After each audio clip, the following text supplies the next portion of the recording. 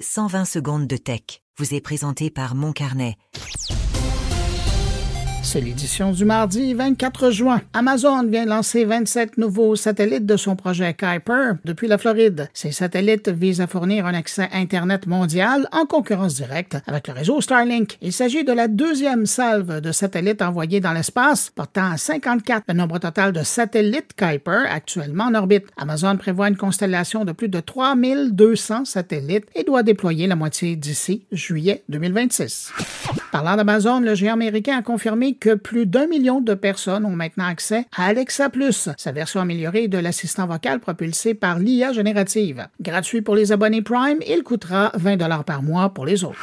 L'ex-directrice technologique d'OpenAI, Mira Murati, et celle qu'on décrit comme la créatrice de ChatGPT, vient de lever 2 milliards de dollars pour sa start-up Thinking Machine, valorisée à 10 milliards, malgré l'absence d'informations sur ses activités. Le tour de table mené par le fonds Andreessen Horowitz marque un record en capital de départ dans la Silicon Valley.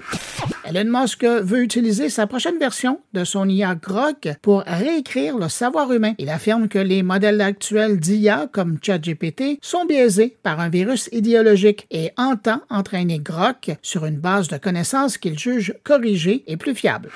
Le PDG de l'IA française Mistral estime que le véritable danger de l'IA n'est pas la perte d'emploi, mais le risque de déqualification des travailleurs. En entrevue au Times de Londres, il affirme que les humains doivent rester actifs dans la révision des contenus générés par l'IA pour continuer à apprendre. Et puis en terminant, Google réduit de 10% le budget alloué à ses activités de Google TV et Android TV, marquant un désengagement progressif du marché des téléviseurs connectés. L'entreprise redirige plutôt ses ressources vers YouTube, devenu son principal moteur de revenus dans le secteur vidéo. Cette décision laisse le champ libre maintenant à ses concurrents comme Roku, Amazon Fire TV et Samsung. YouTube génère désormais plus de 50 milliards de dollars en revenus annuels. À demain!